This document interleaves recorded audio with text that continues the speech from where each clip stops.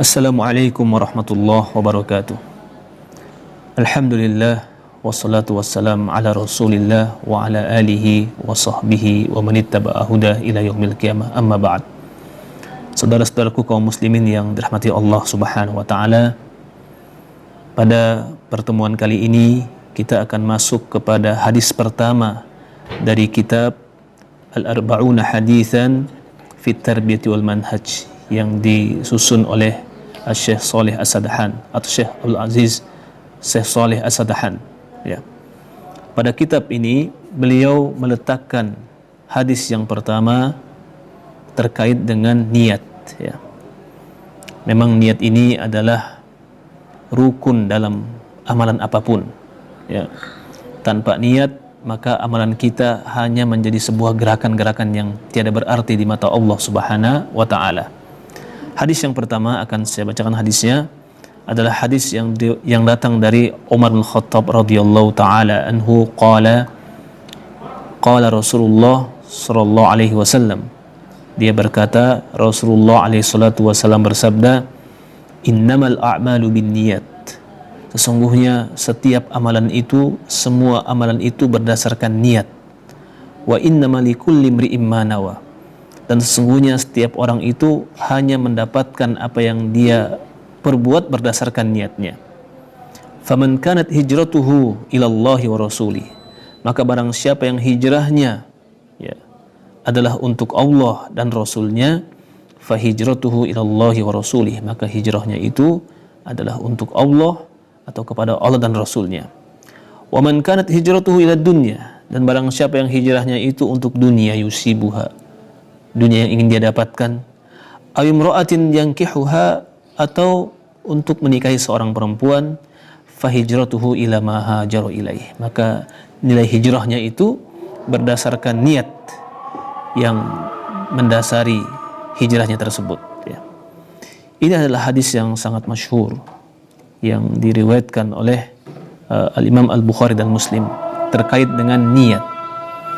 Niat ini sebagaimana kata Abdullah bin Mubarak rahimahullah, ya, bahwa betapa banyak amalan-amalan yang nampaknya kecil namun menjadi besar berdasarkan niatnya.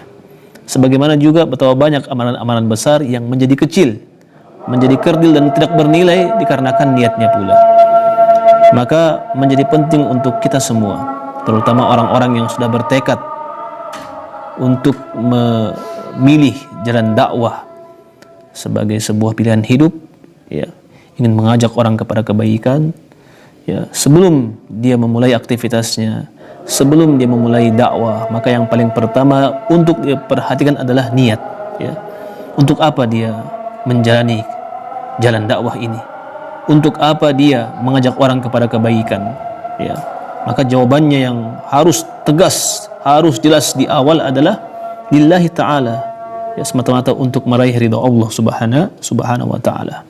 Dan niat ini berlaku untuk semua amalan, ya, kecuali amalan yang buruk, ya. Amalan yang mubah, amalan yang disyariatkan, ketika itu dibangun di atas niat lillahi ta'ala, maka insyaallah pahala atau ganjarannya akan dia dapatkan dikarenakan niat yang ikhlas itu. Dalam hadis ini terdapat sebuah pelajaran bahwa betapa Allah Subhanahu wa taala maha sempurna sifat adilnya, ya. Allah Subhanahu wa taala pasti memberikan balasan kepada kepada hamba yang Allah ridhoi, ya.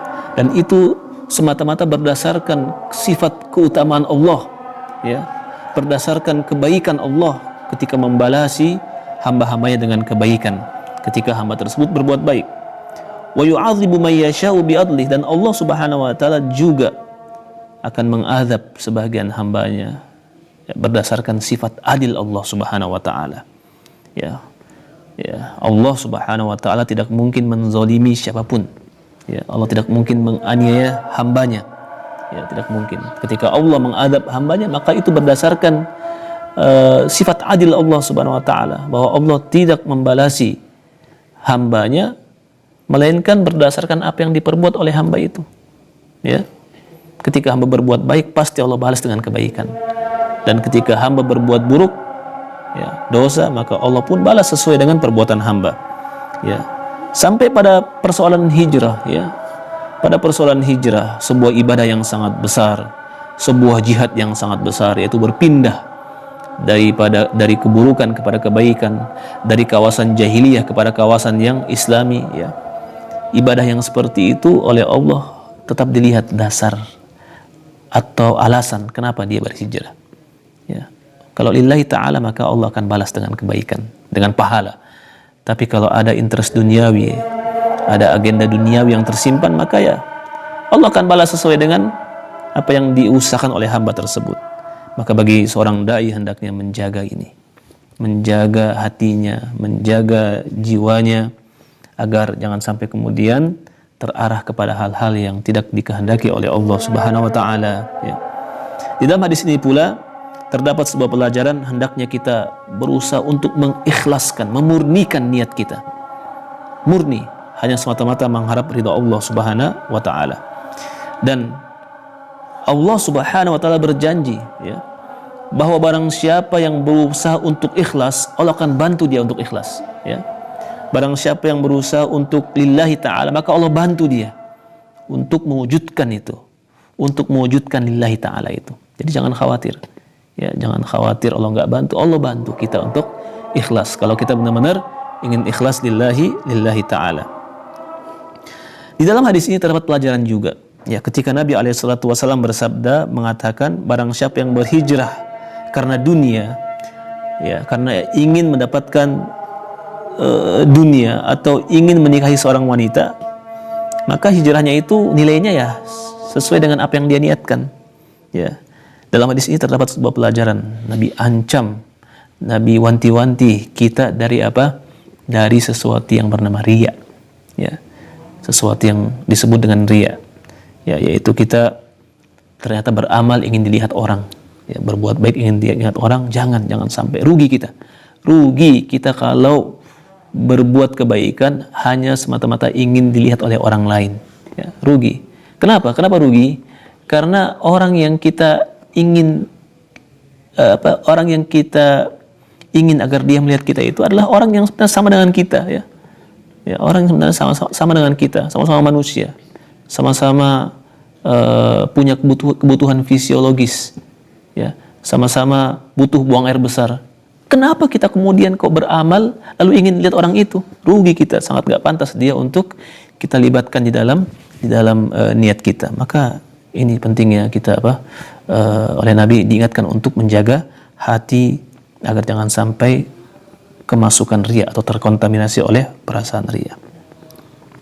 Yang juga menjadi bagian dari pelajaran dalam hadis ini adalah barang siapa yang dengan amalannya itu mengharap selain Allah Subhanahu wa taala, menginginkan selain keridhaan Allah, maka Allah akan bebankan itu amal, ya, hanya kepadanya.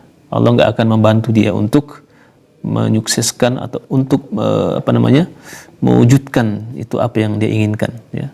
Allah serahkan itu amal kepada dia sendiri, kepada hamba yang tidak pernah berniat untuk Allah itu, ya. Maka mengerikan. Tapi kalau dia niatnya lillahi ta'ala, maka Allah bantu insyaallah untuk bagaimana mengerjakan amal tersebut secara maksimal, ya. Itu harus lalu diingat oleh setiap siapapun, ya, bahwa ketika sudah ada niat yang melenceng, maka Allah akan lepaskan itu amal biar diurus oleh hamba itu sendiri, ya. Ya, Allah nggak campur tangan terhadap amal yang ada unsur riyanya itu. Allah tinggalkan, ya. Allah tinggalkan amal tersebut.